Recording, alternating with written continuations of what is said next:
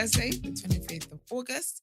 Welcome to TDA, the day after your favourite news platform and the home of popular culture. And you're, of course, hosted by the best people. And I am my own royalty, your favourite shade queen. Extremely tired, big man use. They call me Emman. Of energy. I was trying to make up for any use of energies. Yeah, they call me Emman, the pro-black activist, TDA producer, news analyst, melanin jump pants. That's right. That is right. You guys know I've got 3 rules for you. Very, very simple instructions. Like the video you're watching, subscribe to the channel, and join the TNB network. Join the network. Most of us that actually host the show are joined. Brent. I hope the camera's on the person who's not joined, who hasn't joined. We've even got the birthday boy. Also, go to Mark's Instagram and show him a lot and lots and lots of love. It's Mark's birthday. If you were in the community, you would have known that. Because they put it up there today. With a nice picture of him. You would have known that. But happy birthday to Marks. Happy birthday, Marks. Happy birthday. Yep. And so join the community, community.thenewblack.com. You guys know black is spelled with an X. This week we'll be giving you, I say this week, it's 2 days left, but I reckon it'll be tomorrow. Is it tomorrow, Brent? It will be tomorrow. It will be tomorrow. So tomorrow we'll be giving you guys some details, a bit of tea on what will be happening on the network, how it relates to the day after, how you can get more involved, and just some great, great stuff. Really and truly. Yeah? Mm-hmm. Everyone feeling good? Mm-hmm. Fantastic. Lovely. Ready to start the show? Indeed. All right, let's get into our first headlines.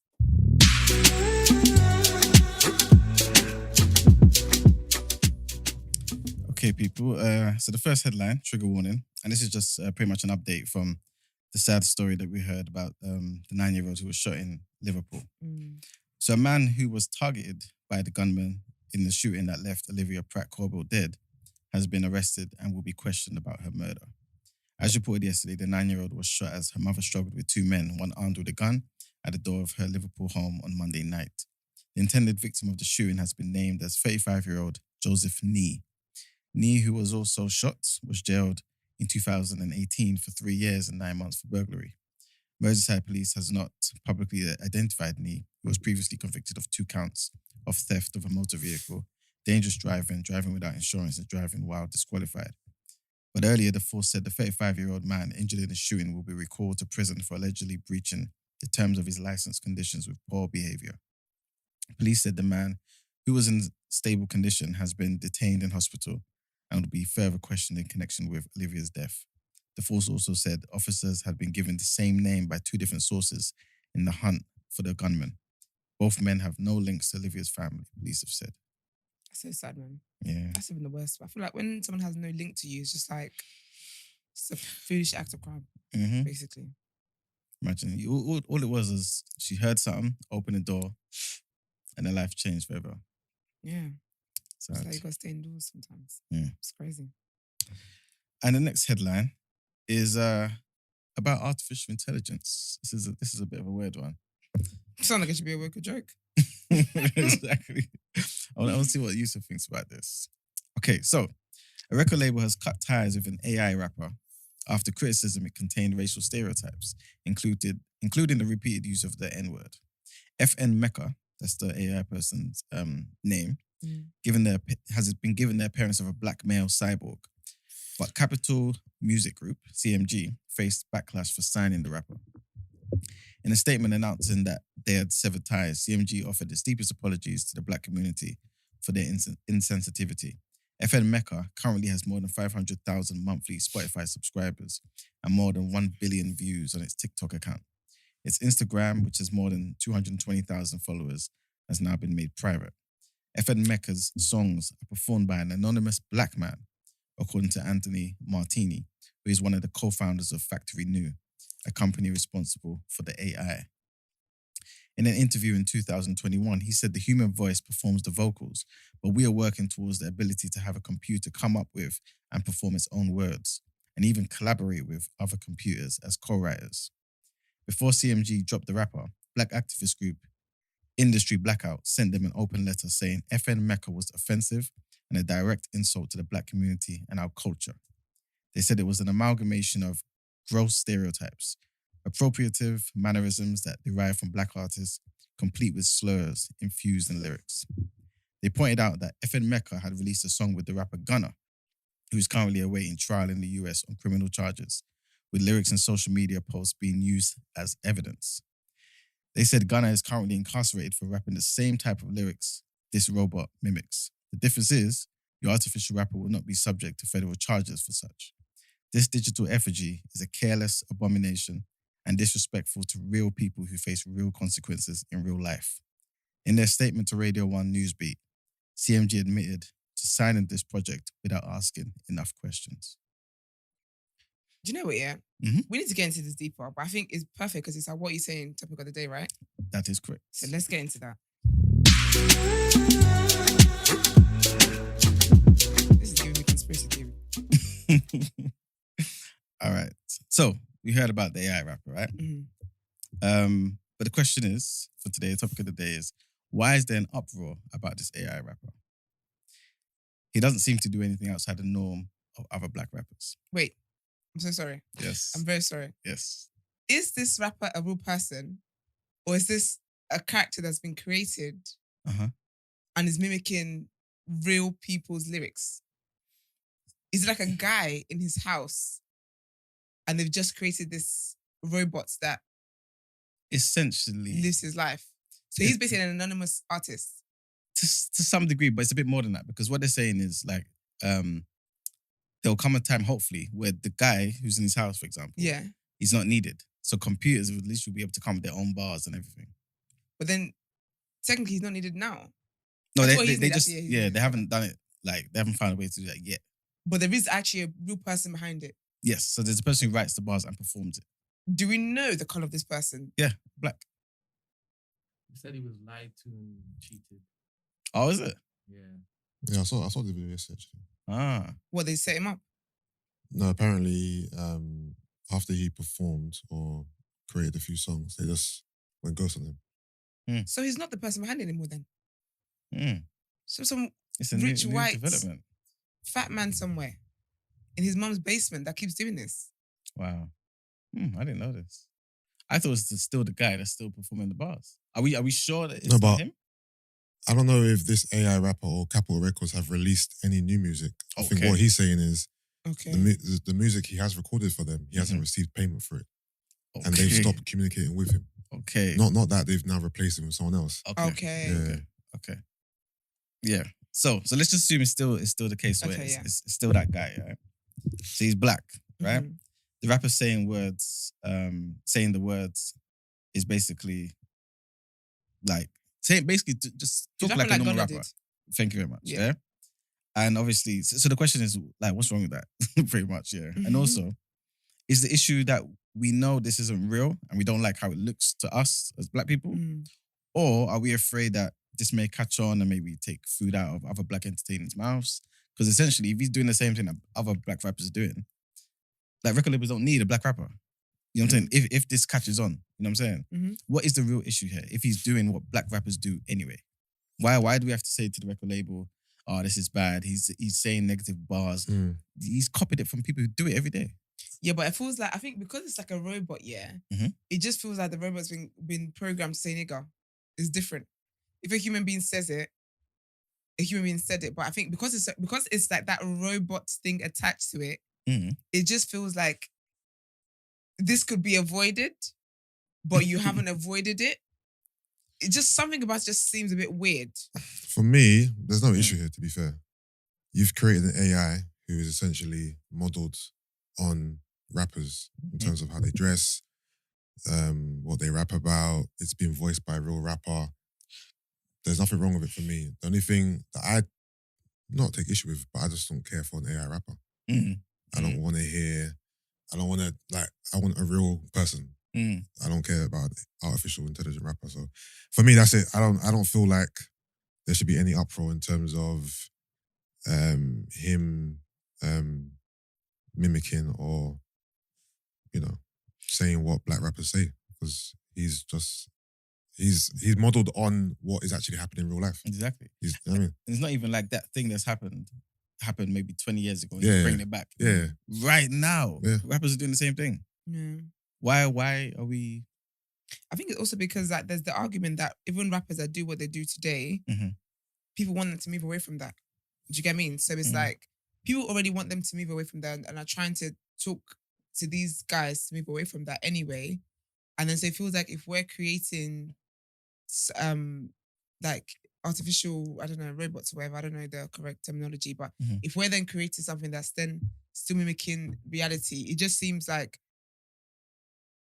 it's never gonna go away. Do you get what I mean? Mm. Because if I don't know if what I'm saying is making sense. Yeah, makes sense. It's like, so not that there's necessarily hope of it going away, or, you know, because we talked about, you know, the N word and everyone feels different in the community, right? But there's still always that thing where people who feel like, you know, it's taking us back saying it, especially when we see, you know, the Caucasians now thinking it's a hip word, they can say it. Yep.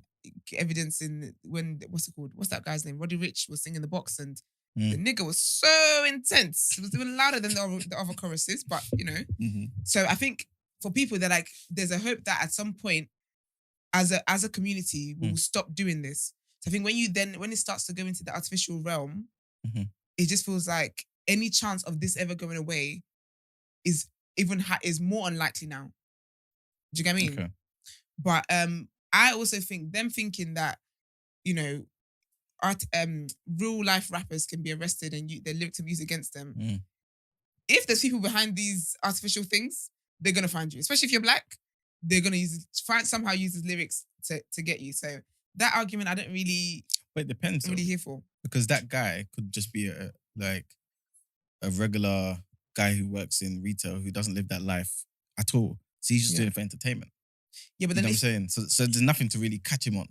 But Gunna and them type of guys, they come from that life to some degree. yeah, but then if it's someone who does live that life, because I feel like the way I've interpreted what they were saying as because it's artificial, that can't be used. That won't be used basically. So that's why Gunna is at risk. Because even though Gunna lives that life, the reason why is because, you know, he's a real person we can, I guess, see or whatever. He's not in the virtual world. He's in reality. But I feel like even with something like this, if it turns out that someone, whoever's behind it, whoever writes the lyrics or whatever it is, that they have a funny past as well, I reckon they'll be able to use it against you. I guess so. I don't think it'll be like, oh, because it's a robot. Because whatever it is, it's still the intention. Yeah. It's still the lyrics. It's still the intention of saying it. And if it matches up with what they believe to be your real life, Yeah. you're going to get got. But I think it's also how they see it going in the future. Remember the guy was basically saying they're going to get to a point where computers are just writing these bars. Oh, yeah. So then it's literally, you just type something in.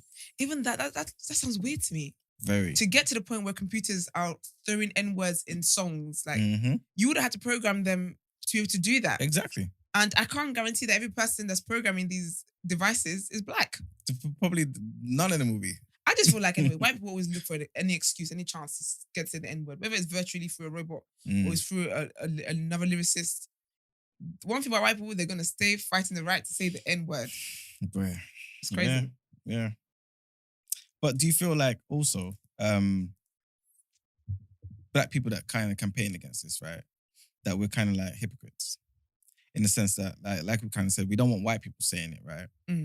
Or computers saying it. Yeah. But because basically this same organization, I don't know if they do campaign against Gunna and these people there. Yeah. But a lot of people wouldn't talk bad about Young Thug and Gunna and every other rapper. But this AI guy, you would talk about him. You know what I'm saying? Like, essentially, what's the difference between me just saying, oh, you know what? I'm going to come out as a rapper and I'm just going to have, what do you call it? Like animation. Yeah. You know what I'm saying? Like, what's really the difference? If for example, it doesn't get to the stage of where, you know, computers are writing for me or whatever it is, what really is the difference between just having a cartoon of me, you never see me, and you seeing me? And I'm saying the same thing. There's none at all. What was that group that was animated? The white British group? Not me thinking of the Chipmunks. No, and Gorillas. Yeah. There was no issue there at all. So what is the issue here? Because I keep hearing you not talk about the N-word. Is that something that was brought up? Yeah. So basically they're saying, let me get to a headline.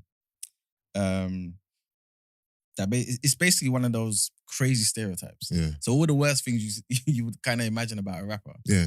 It's embodied in this AI guy. I know, but it's being voiced by a real By a person. real black guy, Yeah. So at the moment, there's no problem.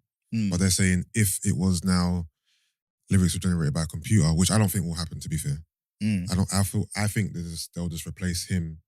Obviously, we don't know why they've ghosted him or whatever, but they'll just replace him with someone else.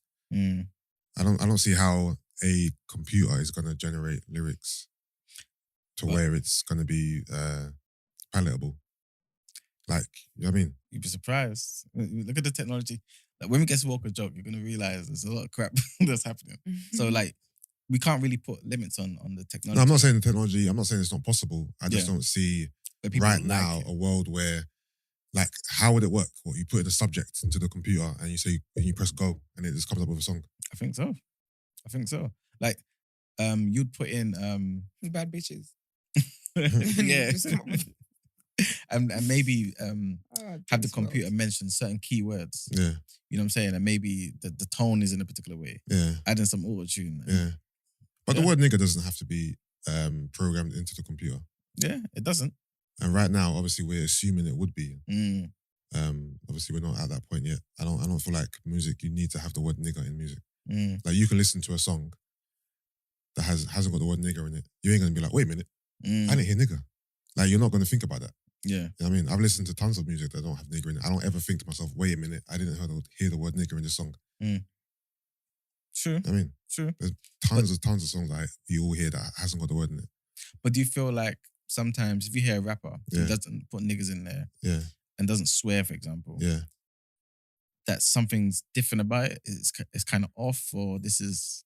No, not at all. I don't even notice sometimes. I listen to tons. I Mm. listen to Common. I don't hear, lots of profanity with Common. When you listen to lots of conscious rappers, you don't hear that.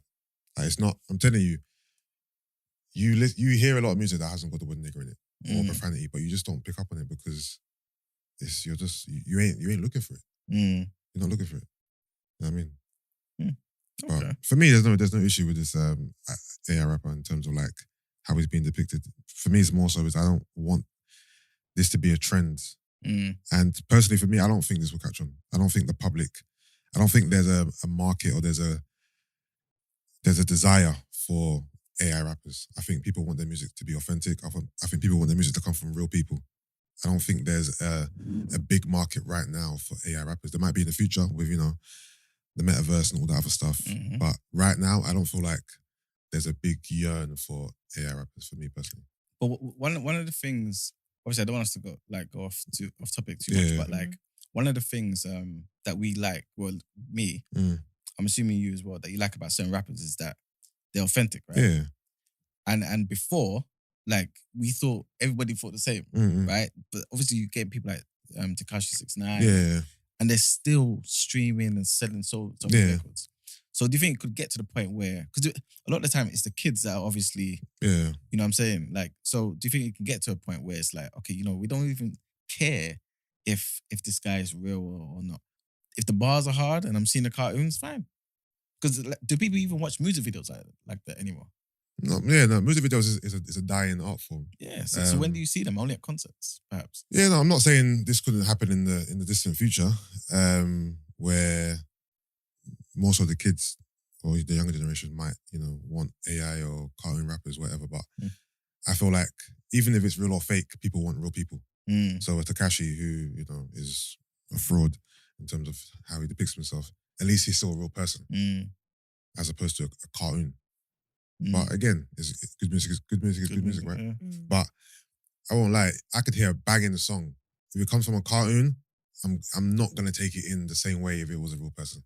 Would you, after you hear that banging song, would you be like, oh, I need to see who this person is? Yeah, if I just heard the audio without any visuals, then yeah, I'll try to find out who it is. If I find out it's a cartoon, I'll be disappointed. Okay. Cool. Yeah, Cool. very disappointed. All right. Right. Is that it? Yep. Right, let's get into our next headlines.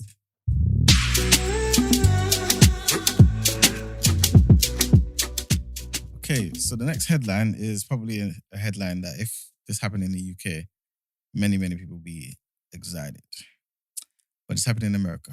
And I don't think it will ever happen in the UK. But US President Joe Biden will cancel up to $10,000 in federal student loans for millions of Americans who earn less than $125K each year. He's looking to forgive $20,000 of debt for students on Pell Grants, which applies to those in greatest financial need. An estimated 43 million Americans owe a combined total of $1.6 trillion in federal student debt. Nearly 1/5 owe less than $10,000. On Twitter, Biden said, "In keeping with my campaign promise, my administration is announcing a plan to give working and middle-class families breathing room as they prepare to resume federal student loan payments in January 2023. The student loan pause, first put in place in March of 2020, will also be extended a final time until the 31st of December of this year. The announcement follows more than a year of intense internal White House debate and mounting pressure from progressive Democrats.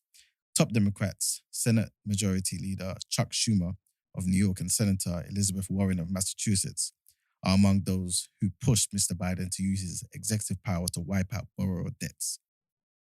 Wednesday's plan falls short of the $50,000 per borrower that Mr. Schumer and Ms. Warren had asked for. According to an estimate from Penn Wharton Budget at the University of Pennsylvania, a one-time cancellation of $10,000 for each borrower earning a maximum of $125,000 will cost the federal government around $300 billion.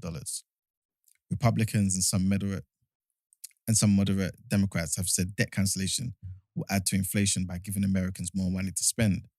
And others say that blanket debt forgiveness is unfair to those who have already paid off their student loans.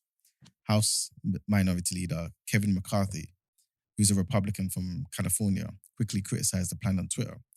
He said, "Who will have to pay for Mr. Biden's debt transfer scam?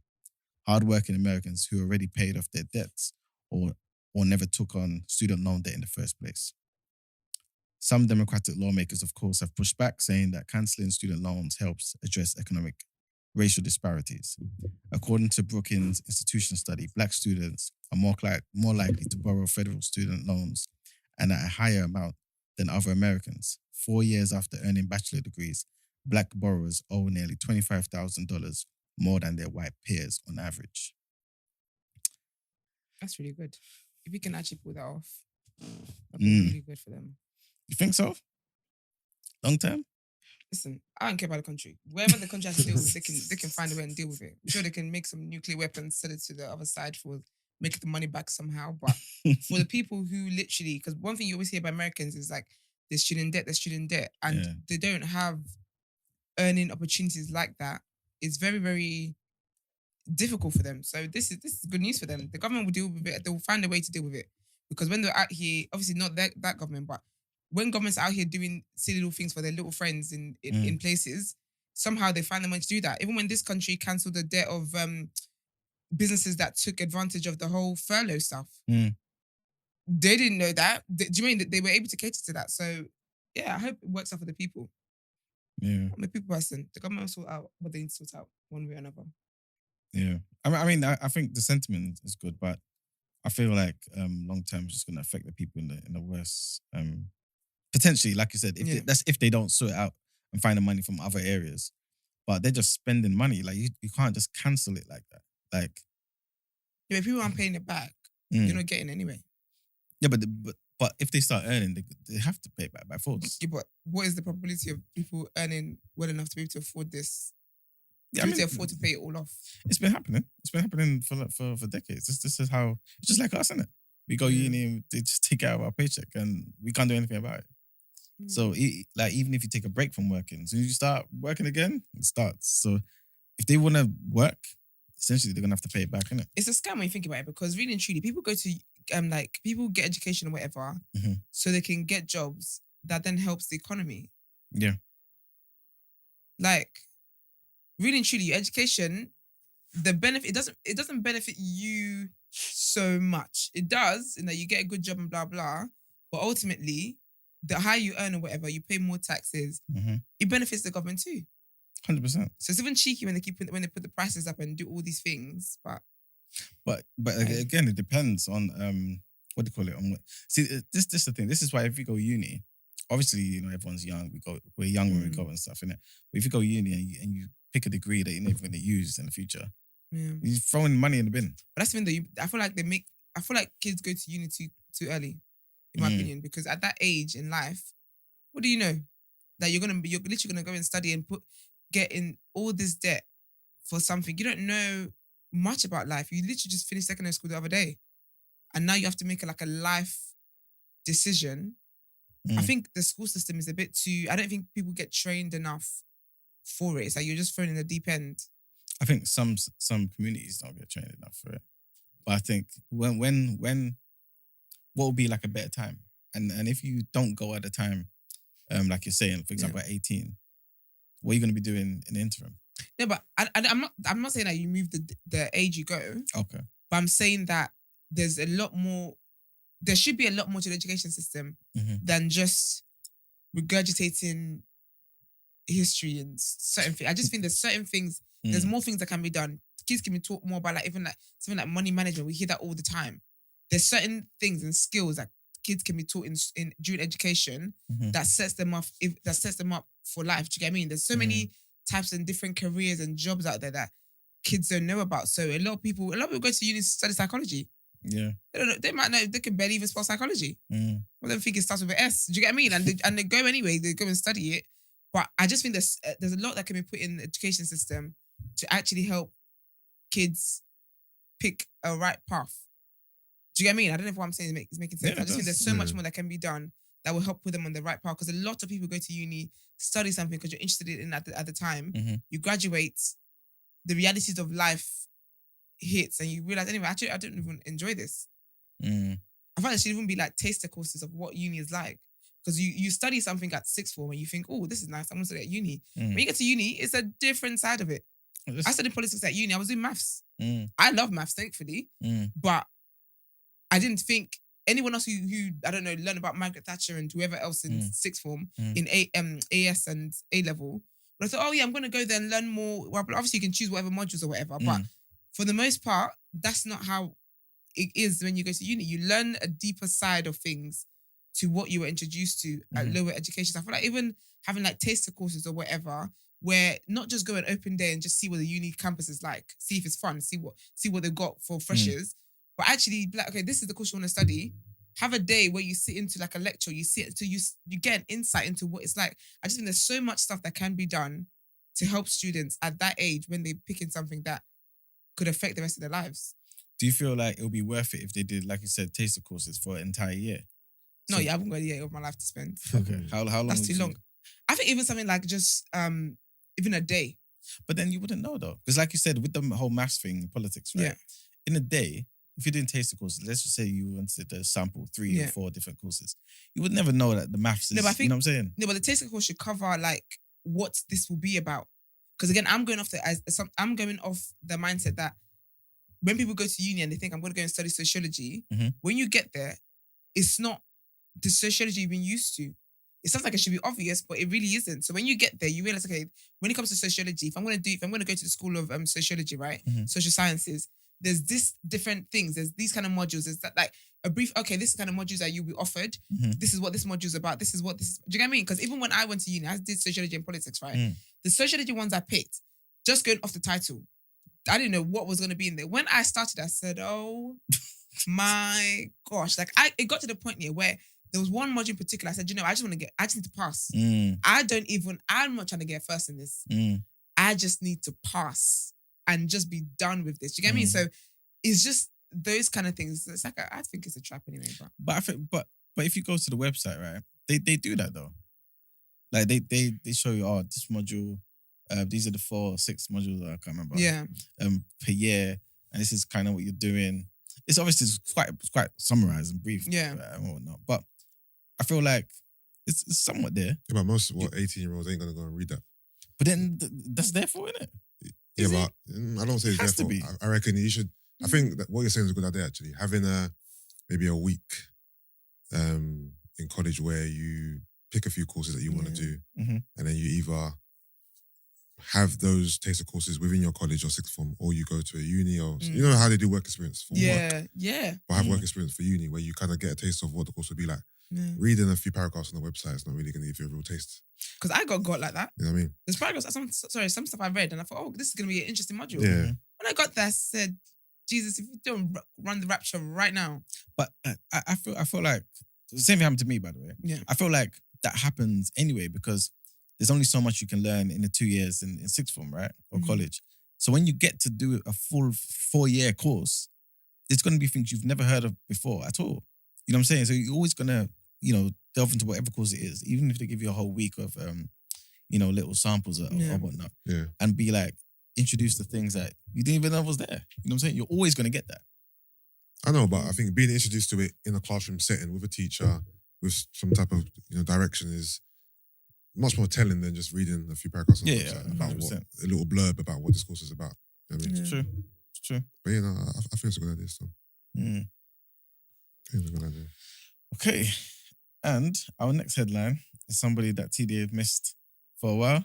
This is about Priti Patel. So Priti Patel is launching a rapid removal scheme to deal with a surge in channel crossings by Albanian migrants. The Home Secretary has struck a deal with her Albanian counterpart to see them fast-tracked back to their country on planes chartered by the Home Office.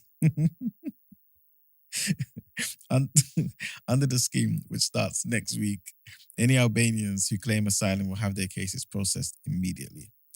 Those with no right to be in the UK will be removed as soon as possible. Sources suggest some could be sent back within hours. Senior Albanian police officers will come here to work alongside UK immigration officials, with officials back in Tirana primed to receive planes at short notice. Ms. Patel is under pressure to deliver results on the channel crisis after her Rwanda asylum flights were left in limbo by legal challenges. Pro-migrant groups may also try to block parts of her latest scheme in the courts, potentially under human rights laws. When Ms. Patel said large numbers of Albanians are being sold lies by ruthless people smugglers and vicious organised crime gangs, leading them to take treacherous journeys in flimsy boats to the UK. This abuse of our immigration system and people risking their lives cannot go on. Thanks to our excellent levels of cooperation with Albania, we will take every opportunity to speed up removals of Albanians with no right to be in the UK. Bledi Kuchi, Albania's Minister for Interior Affairs, said, "We discourage these illegal and dangerous practices. The Home Secretary and I also discussed midterm solutions to provide better opportunities for young people and means of legal migration that enable skilled professionals and labour access to the UK." The mayor revealed last week that the numbers of Albanian migrants have increased exponentially and make more than 60% of those on small boat crossings. About 6,000 Albanians have reached Britain this way since the start of the year, including more than 700 in one day earlier this week. I know she's hated, yeah, but she actually does her job, She earns her salary. Yeah, I think she does. She works hard. She works hard at making sure that her employers are happy with her. Employee of the month, she is. It's crazy. Facts. We'll see if she can get through with this one. Yeah, and we'll see if she gets a role in the new government of What trust. would her role be? Isn't it just her? I feel like she loves this. This was built for her. Yeah, but when they come in, they usually shake things up and they get their own people to take these roles. Okay. So she might get removed when Boris Johnson goes. Yeah, but if Sunak comes in, they're her people. Yeah, but they look like their people, but it might not be. Because when I think about it, because if it's a Conservative Prime Minister leaves, like who's your people? We're part of the same party. Yeah, but you've got like, it's kind of like actually, it kind of makes sense because everyone supports Boris, everyone supports Liz Truss and blah blah. Okay, exactly. So your little friend in the room. It's crazy. Yeah, exactly. Okay, fair enough. That's the end of the headlines. All right, let's get into Word on Road.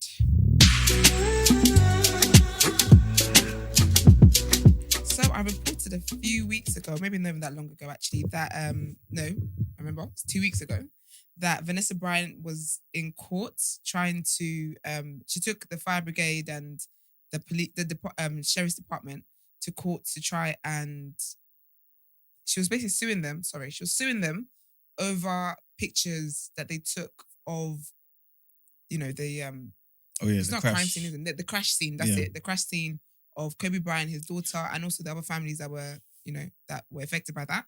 But great news, she's won. She won the lawsuit. I'm so happy for her. Good. So she won $16 million in damages, and also Chris Chester. So his wife and daughter also died in the crash. He won $15 million. 50, 50. 15, no, 15. Oh, So okay. she got 16, he got 15. His lawyer argued that they should get, basically, both of them should get $1 million for the future of their life for each year. So it's for each year they live, basically, according to life expectancy. Serious? Because basically, their fear, so the reason why they took him to court is that their fear is that the picture's going to come out. Mm. As much as they've done the whole, we've deleted blah, blah, their fear is that these pictures are going to come surface on the internet one day. And we know the internet. At some point, things come out. Do you get what I mean? So basically, the money they got awarded was for past emotional distress and then also for future. Hold on, the life expectancy, they're saying $1 million for every year they expected to Live. Yeah. That's kind of short. Sorry? That's kind of short then. Yeah, that's what I was thinking. Yeah, 16 minutes. Yeah. You're gonna die in 16 years. They're basically telling you. No. They didn't do that. Sorry. Okay. They didn't do that. That's what the lawyer was arguing for. Oh, Yeah. Sorry, that's what the lawyer was arguing for, but they didn't do it that way because Okay. it would have been like, I think she would have got 40 million. He would have got 38. oh, I'm thinking. No, Yeah. So they didn't do that like that. They decided. So what they did. So for Vanessa Bryant, she got 2.5 million for emotional distress from the sheriff's department. This is for the past emotional distress. And for future suffering, she got 7.5 million. And then from the fire department, because remember they took 2 departments to court. So for the fire department, they got $1 million for her past, and then $5 million for future suffering. And then for Chris Chester, he got 1.5 million from the sheriff's office for past suffering, and then 7.5 million for future, same as Vanessa. And then he was given $1 million for past from the fire department, same as Vanessa, and $5 million for future, same as Vanessa. And so apparently as well, because obviously we know that 9 people died in the crash. Vanessa and Chris account for 4 of the people. So the other 5, they came together last year to take them to court over the same matter. But with them, they got 2.5 million each. So Vanessa and Chris didn't want to join that lawsuit because for them, they were really big on the fact that this could actually come out and we can't have this, basically. Reports are saying obviously she was very emotional and she basically thanked the jury. And so I guess she's got some kind of closure, but I do pray it never comes out because it's just wild because they took the picture, they've sent it to other people. You don't know what people have done with the picture, do you get what I mean? But then they did argue, as in their defendants, the sheriff and fire department, they did argue that, they've taken the necessary course of action to ensure that the pictures were correctly disposed of. And they tried to argue that obviously when these things happen anyway, they take pictures anyway. But that's not the point. These ones you took not for official pictures, you took it for personal pictures because one of them was playing a video game and sent it to his friend while they were playing the video game. Another one is showing someone at a bar, showing a random bartender you don't know, and then they send it to like other colleagues. So when you take pictures of crime scenes and crash scenes or whatever, it's for the document. Official, and these things are classified. But you didn't do that. You had those pictures and then you took on your personal mobile phone. So hopefully anyway, the pictures would never ever surface. That would just be way too much for the family. But I'm so glad that they won. I mean, it's not, obviously it doesn't bring back their loved ones, but at least they know that they've fought what they can in terms of that situation. This news, I think this is going to be the last time I'm going to report on this because I just can't. Like, I'm impressed. I'm just impressed by the man. But Nick Cannon he's announced his 10th child that we know of. Oh, fantastic. Even more. No, because remember, the other day I reported a few weeks ago that there's one due in October. She looks like she's in her 3rd trimester. This might be ghetto twins. We don't know. So, yeah. Because just the other day, I literally said someone's due in October. And that one, I think I was reporting on someone else's baby shower when I reported that one. So this one, anyway, he does have, I think he has 2 children with this girl already anyway. So this will be their 3rd, I believe. And yeah, she's the mother of 2 of his children already. A daughter called Powerful, and the son is called Golden. And yeah, so they had a whole photo shoot. And then do you know what I'm also impressed by? The fact that he always has captions to write for these things. Because at this point, he should have run out. This caption says, "Time stopped and this happened." Nice. Is it nice? So anyways, yes, again, congratulations to Nick Cannon. Congrats. If I was one of his friends, I would not be buying you presents anymore. I'm sick of it. Like, you don't get presents anymore. Like, this is enough now. It's ridiculous. So yeah, so that happened. But moving on to other news. Real Housewives of Beverly Hills news. We have to have a community. Are we going to have a community? Not a community. a little forum for Real Housewives stuff, Brent. You think there'll be a need or want for it? Absolutely, I don't see why not. Mm. I'm on here reporting news. There better be a need for it. Otherwise, what am I doing all of this for? But basically, one of the Real Housewives here, so she's black. So obviously, there's different franchises, right? Was one of the Real Housewives on the Real Housewives of Beverly Hills. Okay. So Cool. she's black. She's the first black castmate. Mm. She was her name's Garcelle Beauvais. Oh yeah, the Yeah. model. Yeah, the model. Yeah. yeah. She was also one of the hosts on The Real before it Okay. ended. Okay. So she was, and she's Eritrean, I believe. I Was she? think so. Oh, okay. I didn't know. Or is that, it you know. Ethiopian? I thought she was just American, black American. No, she's African. Oh wow. Actually, are they African? No, never mind. I don't know. She's black. Yeah. But not just American black. She's Okay. got some culture Yeah. to it. Yeah. Okay. So anyway, so at the moment on the season, she's kind of beefing with what's her name? With Erica. So Erica was married to some old man, Tom Girardi. He's a proper known judge in America. Like she's like 30 something and he was basically like 40, 50 years older than her. It was a whole situation. But anyways, he got found for fraud. Oh wow. To the point where apparently there was a fire one time where there was victims of a fire or something like that. And obviously there were orphans there because parents died and it was a whole thing. His law firm fought for the cases of these people. They won. They never gave them the money. What? Widows and orphans, it was a whole thing. Like, There must be more to it. nah, there isn't. This man was allegedly doing fraud for days to the point where like she obviously divorced him now. She's had to, her life is really really downsized. She's an artist, right? But when she came on, whenever they go on trips or whatever, she flies her entire glam team. Like her entire glam team. And they're staying in a nice hotel with her. So when you say artist, as in the music artist? Or is She's a music artist, yeah. Okay, cool. Yeah, she does some music. Hmm. But yes, anyways, this season, Garcelle is always that, I can't lie, she kind of annoys me sometimes, but she stays principled. She stays neutral in situations. Because with Real Housewives, you tend to get people kind of forming cliques and whatever. With her, she's always like, no, you're wrong. Even if it's her friend.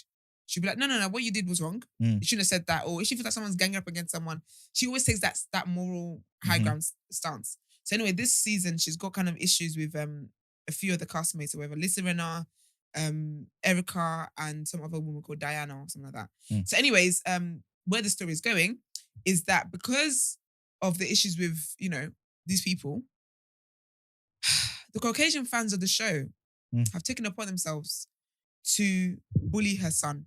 So she's got children and two of her 14, she's got twins, two twin boys, and they're 14 years old.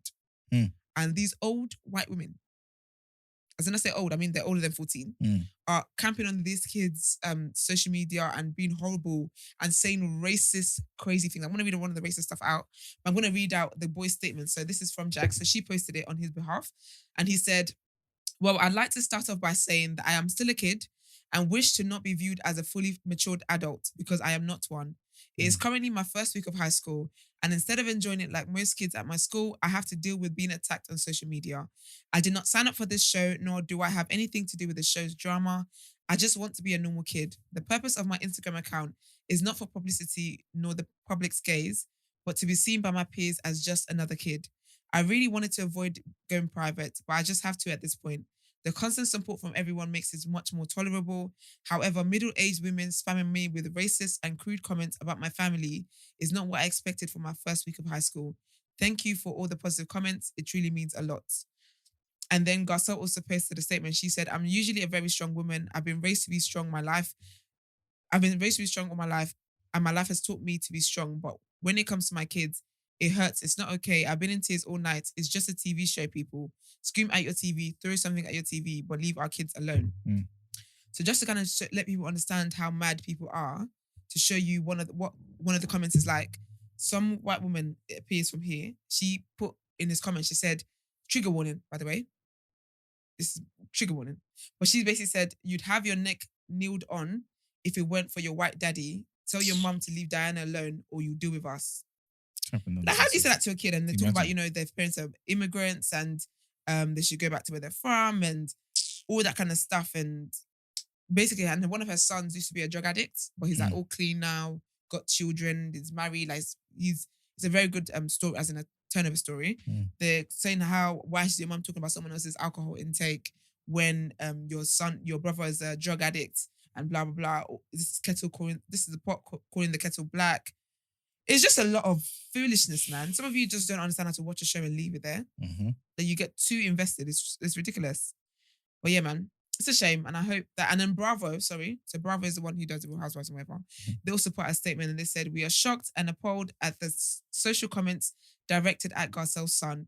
We urge our viewers and social followers alike to refrain from targeting our cast and their families with harmful rhetoric." But another thing that's actually good, because one of the people that her mum is quote unquote beefing is Lisa Renner, and she also even spoke out and said, she said, it's disgusting. She said, "What I've just seen about Garcelle's son is disgusting and unacceptable. They didn't sign up for this. What are you doing? All of our kids should be off limits, so stop it. Enough is enough." It's crazy, man. Crazy world we live in. Sad. And then next on my news, so we've kind of got some closure. We kind of talked about it the other day when Yusuf did the rotation on Offset's new song, 5 4 3 2 1. It turns out actually that there is some kind of beef in the camp. So what's happened is that, so when Migos signed to, what's it called? Quality QC, Control. yeah. QC Music, Quality Control Music. Obviously Migos signed up, right? But what the contract said was that obviously the contract with Migos, blah, blah. But anything that the artist, they individually do outside of that, basically they would own, I think, like, what was it? Like 50% of it or something like that. Okay.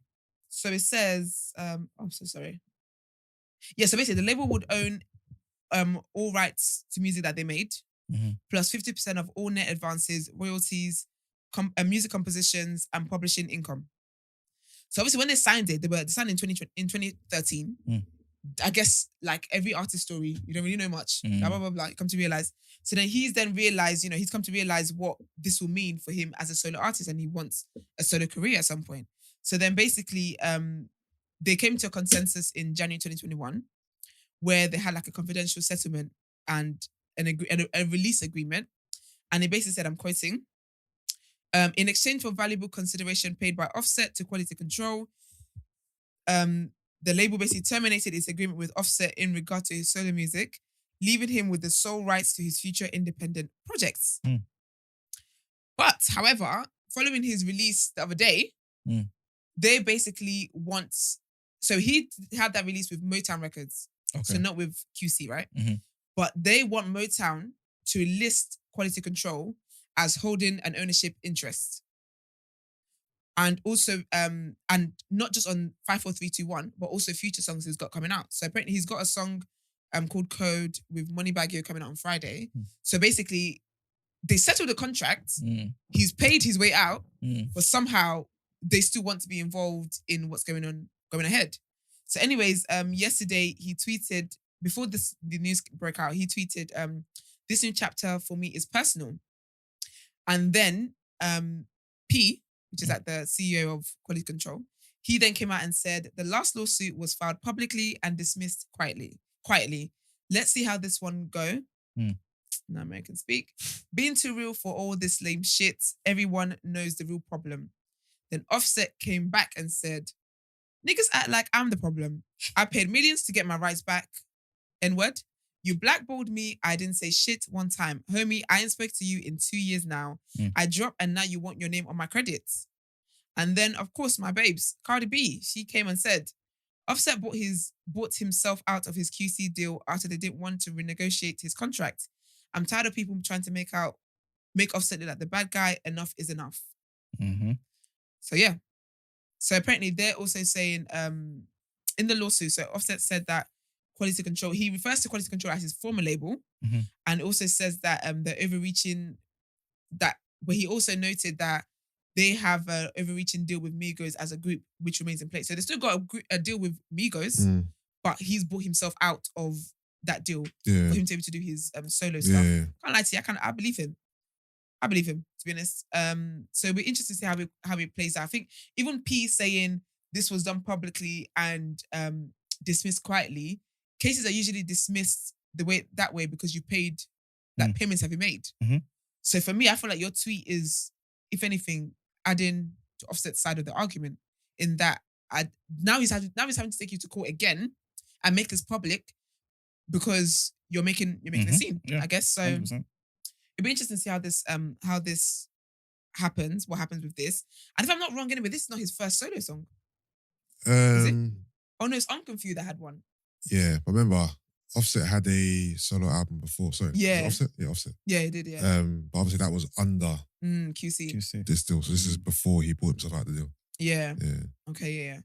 I believe it because I feel like the way things are these days, and I feel like the way the quality control relationship and stuff is, and they've been like we've always known of them to be really, really good, tight group, right?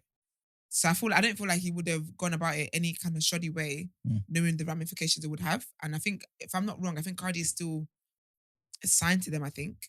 But yeah, so it'll be interesting to see how this works out, what happens with this. And Yeah, I reckon it's probably spilled into the Migos relationship a little bit. yeah, I reckon so. Because if you're still working with QC under Migos, the disdain he has for P and it's still gonna remain. Yeah, because apparently as well, because apparently the word on the street as well is that Quavo and Offset are basically backing him. I'm backing him. No, they're not. Yeah. And the sources say they're acting like punks.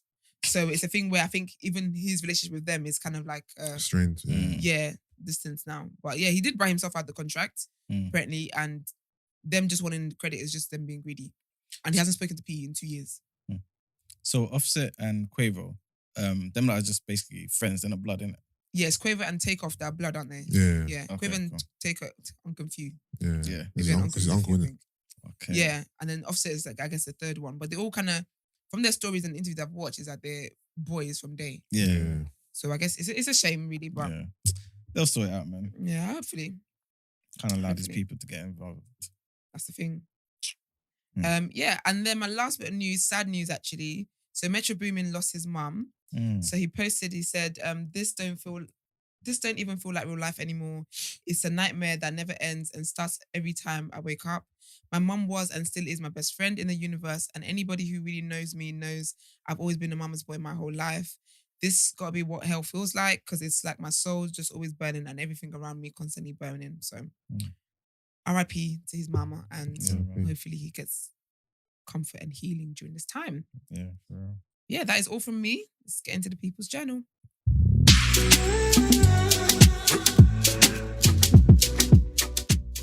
Okay, people, welcome to the People's Journal. I give you the news from an economics point of view. First question, I guess. Well, it's really the only question I have for you guys. Fish and chips. Do you lot still eat fish and chips? Yes. No, I haven't had it for a while actually. Yeah. No. Is it like a tradition for you? It's not tradition, because I Okay. can't afford them calories all the time. But I love fish and chips and a nice beef plain sausage. On the Okay. side. Okay. Yeah, that's a lot of calories, man. It is. That's what I eat it literally once every few months. Okay. You know what's funny? I remember, I'll never forget, I was at work one time, yeah. And I was talking to my friend about calories and all this, right? And he was telling me, do you know what's crazy? The amount of potatoes Yeah. in that one portion that you eat. Mm. And I thought to myself, oh my gosh, It's a lot. that's Well, you don't crazy. realize because it's all cut up into like Yeah. chips. Is it like what, 10 potatoes? Can you imagine that on a plate? Because whenever I make like chips from actual potatoes, Mm. it looks so small. And imagine the quantity you get from the fish and chips. Yeah, it's like 20 potatoes, mate. Mad. Anyway, Crazy. I bring them up because it's looking like this may be an exaggeration, but the National Federation of Fish Fryers, there is an actual collective. They're basically saying fish and chips shops may be a thing of the past. They are facing extinction because of the rise in costs. So it's looking like people obviously are not prioritizing it anymore. Obviously, as you know, white people like to do their Friday. Yeah. It's a French Fish and- edition, yeah. Yeah, exactly. But now, like, it's just going down. Obviously, because the fish and chip shops obviously have got higher, costs. Everything's more expensive. Sunflower oil is more expensive. Boy, Electricity, everything's more the expensive. price of oil is shocking. I It's don't think it crazy. understands. Yeah, exactly. And this is again, I'm glad you said that. But it's like people forget that businesses have to go through the same thing. Yeah. It's not just us. You know what I'm saying? And so obviously, for them to kind of stay ahead, they have to increase their prices. You know what I'm saying? Otherwise, they're effectively just working for free. Okay, so they're increasing the price or they're closing down? No, so basically what's happening is they're increasing the prices, Yeah. and so they're getting less customers. This is when you actually see rioting in this country. If fish and chip shops are closing down, Yeah. you actually will get riots. They've already started. look at There's that. a few, because they just can't do it. Even one fish and chip guy was basically saying, even during the Fish time, and chip guy. like what they called. Fish and chip chef, maybe?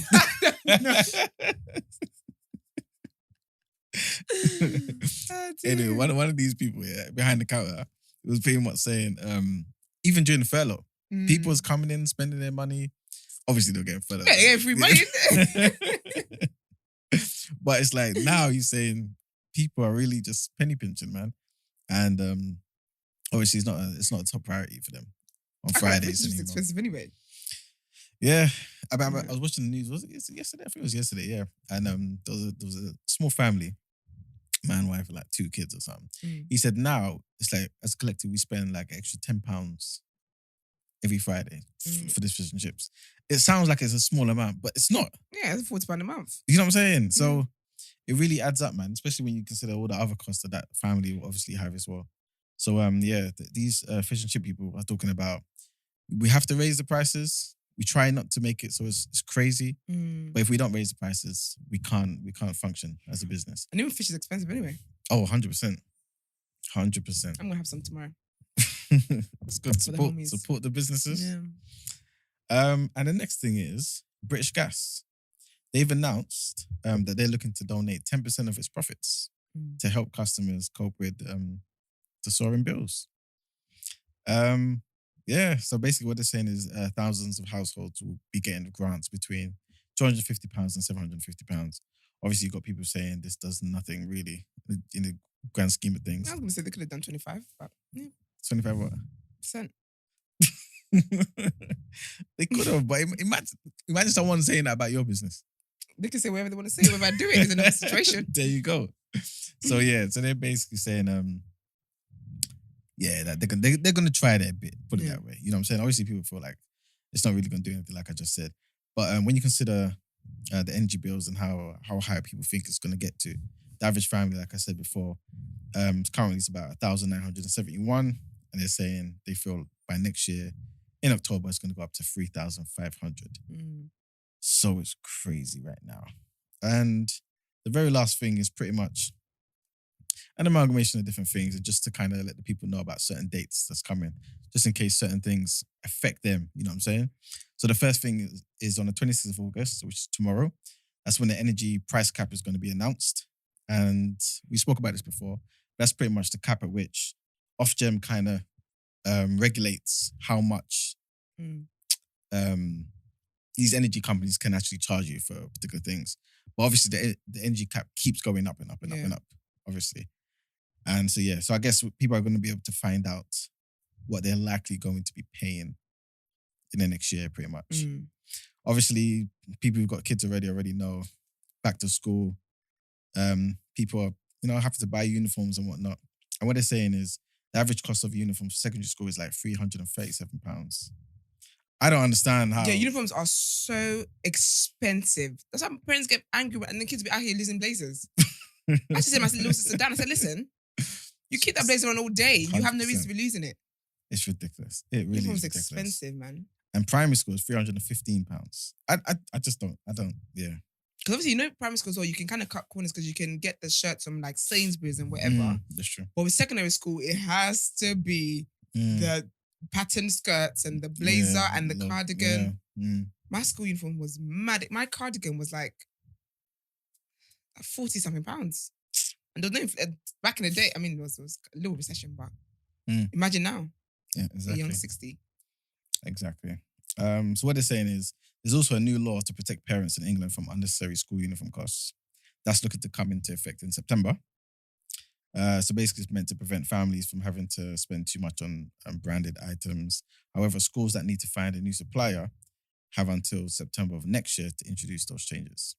So it's not like the law comes in September. We're doing starting September. Exactly. So you may feel the effects for another year. Do you know what I need to do as well? Mm-hmm. So with my school year, for example, there's certain schools. So the school I went to, actually I've left there now. Chislehurst. Mm. Sorry, Buller's Wood in Chislehurst, right? Mhm. Basically, there was the surrounding schools, we could only get a uniform from one supplier. Yeah. So obviously that person, whatever the price is, you have to pay it because that's the only place you can get. We need more supplies for your school uniforms. Because for me, I think that's another way people are making money that they should be making, unnecessarily. That was the same in my area. Do you know what I mean? It's silly. There's a shop called Whitehall Clovers in Camberwell. I think they supplied most of the uniforms for all the secondary schools and stuff. That's it. Do you know how cheeky that is? It's the same with school photos.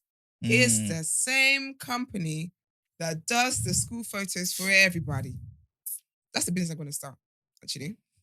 That's the business to start. See why I like capitalism? Because then you get competition. I wouldn't go that far. If we had more people doing it, prices go down. Everyone benefits. It's crazy, man.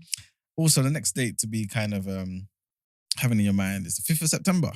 Spoke about this thousands of times, and this is when we're going to find out who's going to be replacing Mr. Boris Johnson. I was thinking, what's the 5th? Oh, yeah. Yes.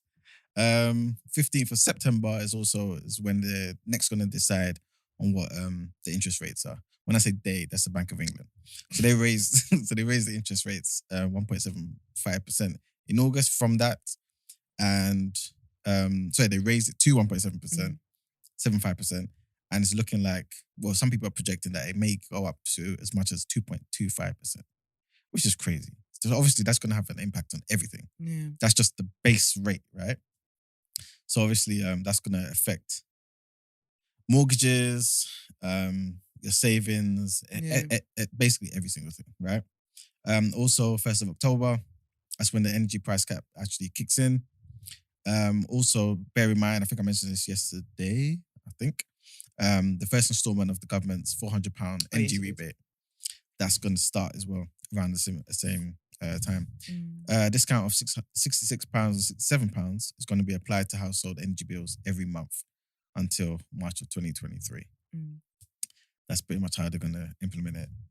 The other dates you don't really need to know as of right now. Actually, one more thing I would say is in around November, December times, £300 pensioner cost of living payment. They basically are going to receive an additional £300 in November or December. And also for the pensioners out there, just I guess it's more so just information just to know that their benefits is going to be increasing in line with inflation. So that's a good thing, 100%. Like, you know what I'm saying? At least for them anyway. So it doesn't apply to everybody else. But yeah, at least for them, it's good to have our older generation kind of sorted out. You know what I'm saying? If you've been paying into your pension scheme, and you die, does your family get the money? It depends on the actual scheme. And if you die whilst in the job and all that type of stuff. Oh, okay. So there's a few different factors. There's some pension, like cancels and stuff like that. I remember when I was working, I can't remember how much that amount is, but I think it was like a couple $100,000. Okay. That your people will get. Yeah. That's why when you first sign up, they ask you, where would you want this payment to go to? You know what I'm saying? Okay. And all that type of stuff. So yeah, you do get something. Crazy. Well, they do. You'll be gone in it. But yeah. Mhm. But yes, that's the end of the People's Journal, people. Nice. Let's get into woke or joke.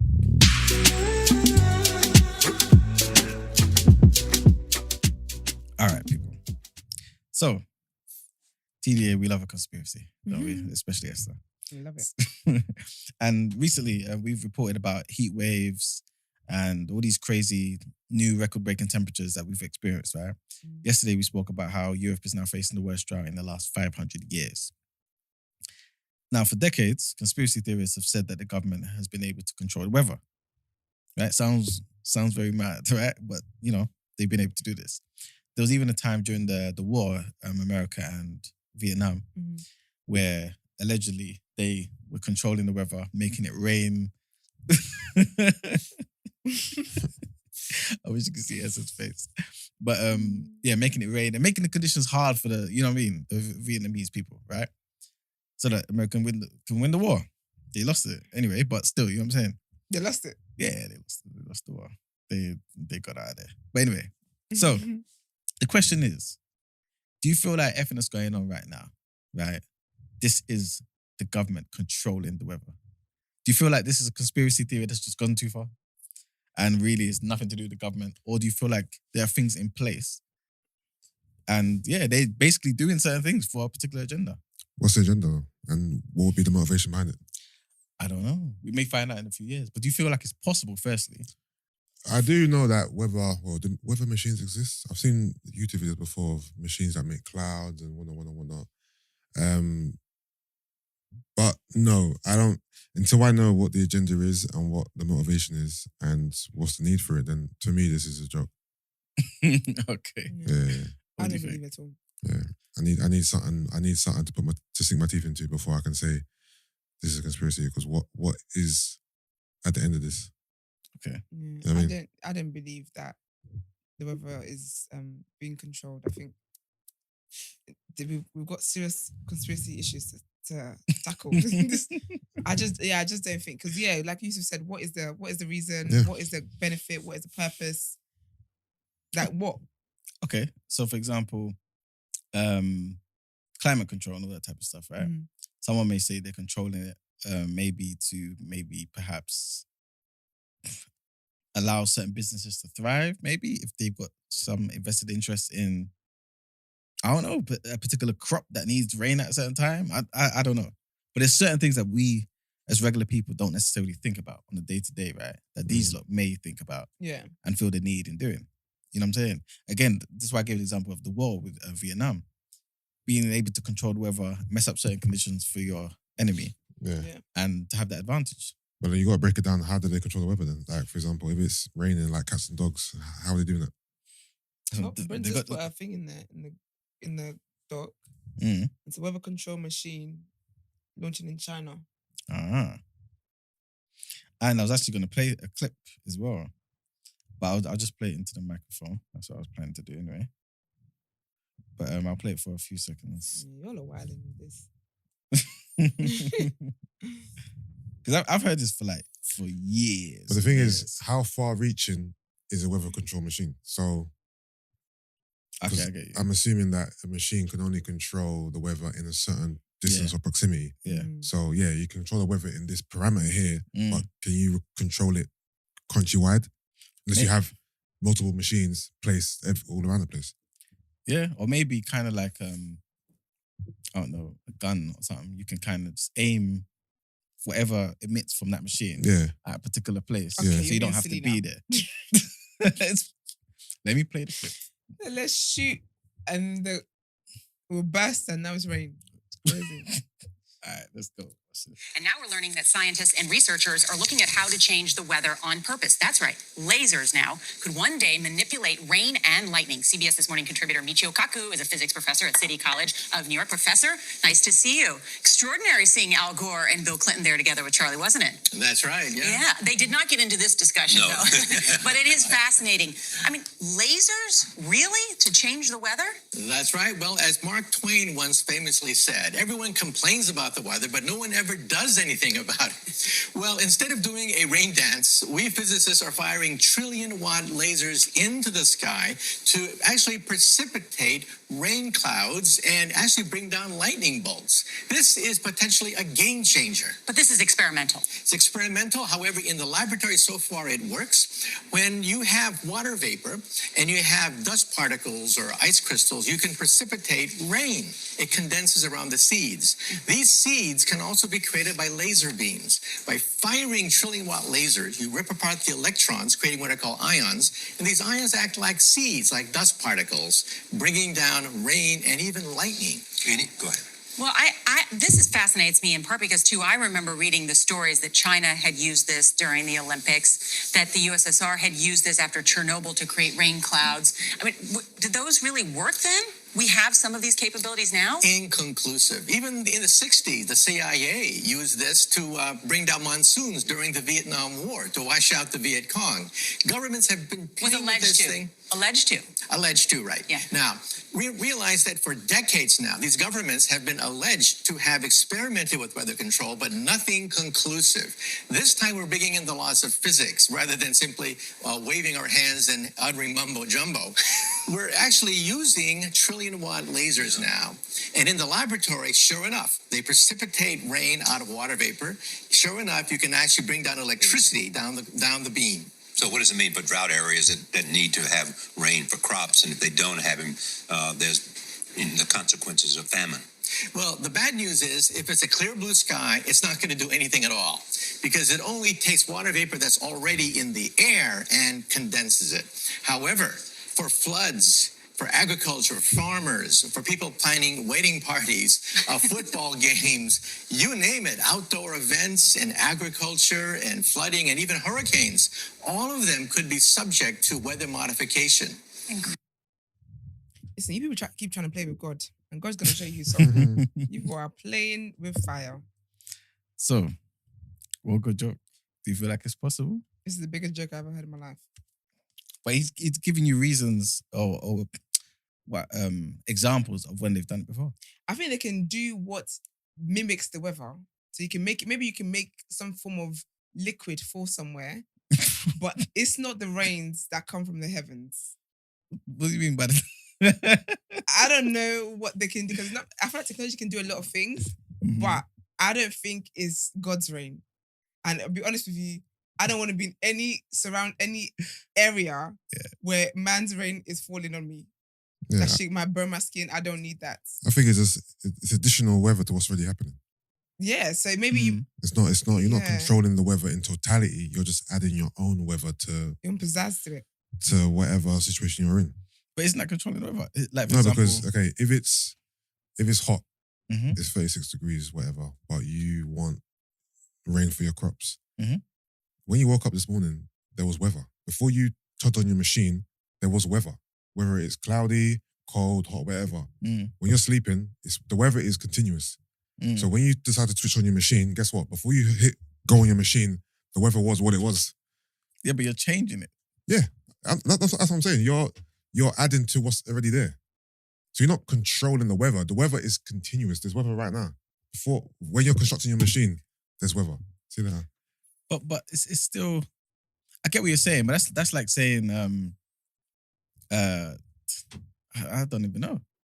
Like you've got the canvas for it, but you're still controlling what you want to be on that canvas. So yeah, you've got the atmosphere. Yeah. But I'm still the one saying I want it to rain now, and I don't want it to rain anymore.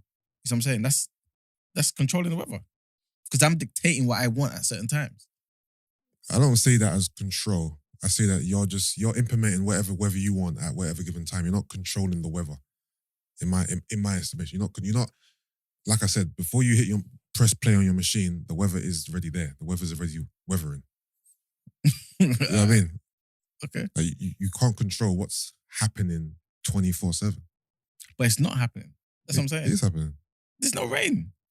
So rain is. What are you talking about? So if there's no rain today, right? Yeah, but that's not the only weather. Weather is grey clouds. Weather is the sun. Weather is fog. That's weather.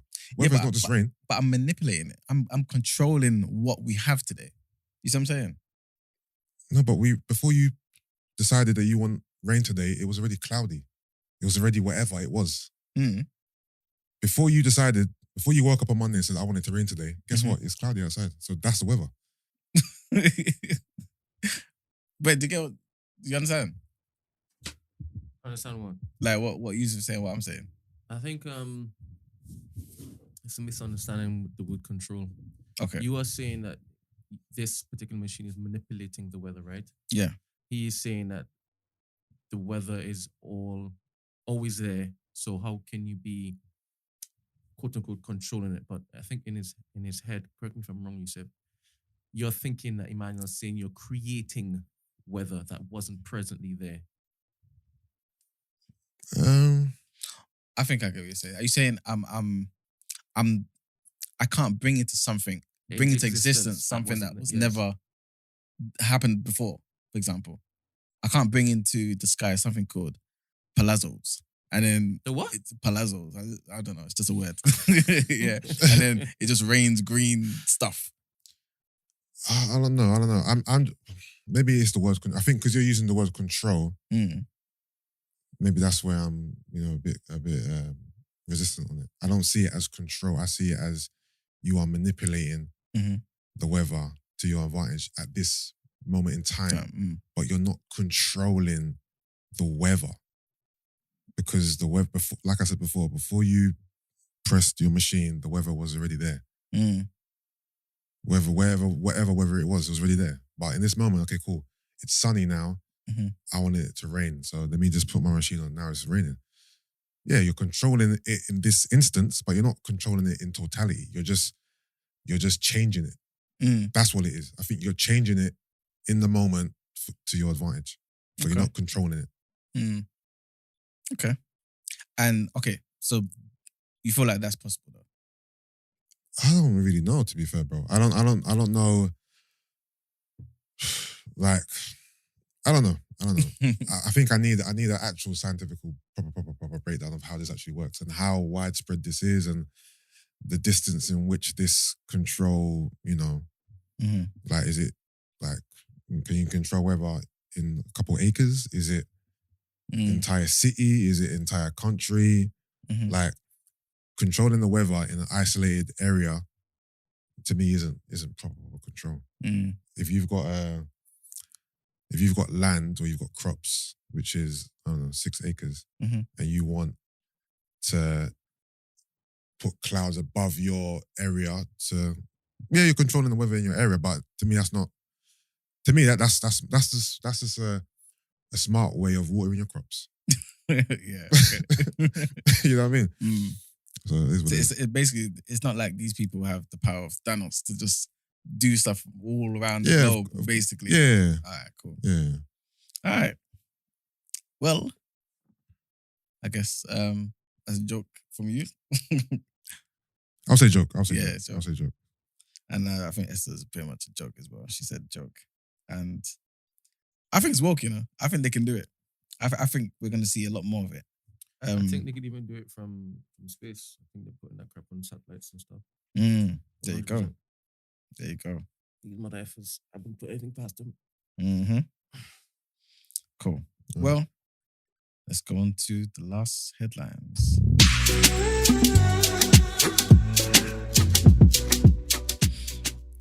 Okay, so this is an update from the Russia and Ukraine situation, and it says trigger warning. So a Russian rocket strike on Ukrainian train station has killed 22 people, Ukraine says, on a day marking 6 months since Moscow's invasion began. It says 5 of the victims of the attack in the eastern town of Chaplin burnt to death in a vehicle. An 11-year-old boy also was killed. President Zelensky announced the strike in the middle of a UN Security Council meeting. He said about 50 people were injured. Russia so far have made no comment, but they have repeatedly denied targeting civilian infrastructure. Mr. Zelensky said he learned of the strike on Chaplin as he was preparing to speak to the Security Council, adding this is how Russia prepared for the UN Security Council meeting. 4 passenger carriages on fire now. The number of fatalities could increase. In April, a strike on another train station killed more than 50 people. Ukraine has spent Wednesday marking its annual Independence Day, and Mr. Zelensky had previously said Russia might do something cruel to disrupt their celebrations.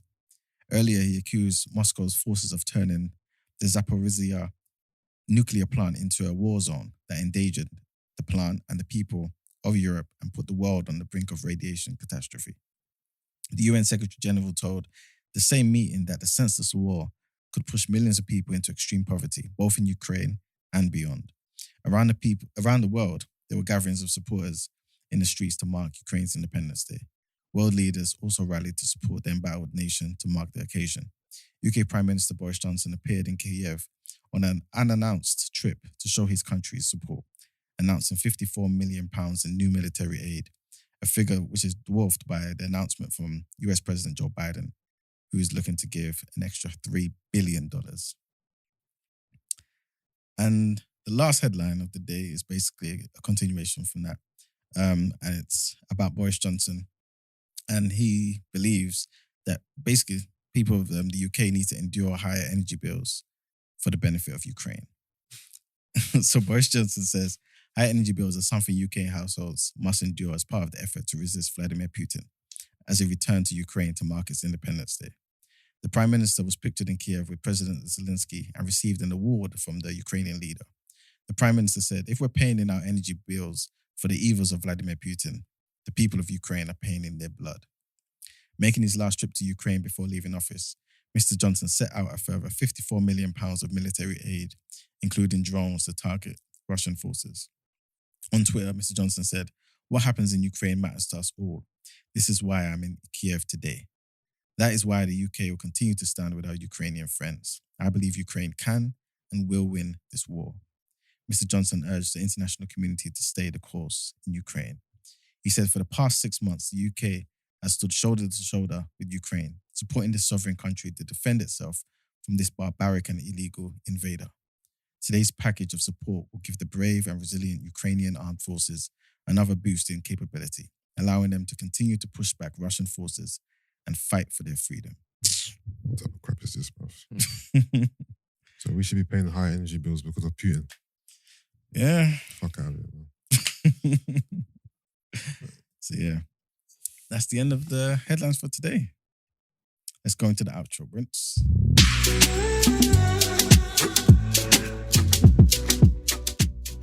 Okay, beautiful people. Hope you had a good, enjoyable episode from TDA. Our beloved host, Esther, had to leave kind of early. And there were two. And yes, and there was two. So yeah, thanks again for tuning in. Thanks again for joining the community. If you haven't already, please join the community. Let me find the details for you. It is, you could just type in community.thenewblack.com. The New Black, remember, black is BLXCK. Community.thenewblack.com. And yeah, man, sign up. Everyone's going there. Every day, I'm getting loads of notifications saying people have joined up, man. So it's really... He's ignoring all of them. I'm not ignoring them at all, people. I've joined up already anyway. I just haven't, done any posts. I'm still trying to figure out how it works. There you go, man. Same here, man. Even the chat bit as well. Like there's a chat bit, then there's a notification bit, then there's post bit. It's like, okay, cool. But Yeah. It's quite cool though. Yeah, it is. So like once we get the proper hang of it, like yeah, it's basically one of those. It's not one of those small forum things. You know what I'm saying? It's like a proper independent like app for itself, like Instagram and Twitter and everything. No, it's Where you super can dope. do- I think the yeah. more people join, the more lit will become. Yeah, 100%. Also, guys, tomorrow is Friday, so that's just what would you do? You can send your voice notes and text messages to 07564 841 073. I'm gonna say it again. 07564 841 073. Once again, thanks for tuning in. Tell your people. You know what I'm saying? Share the link, like, subscribe, comment, all of the above. You get me? And have a blessed day, man. Peace.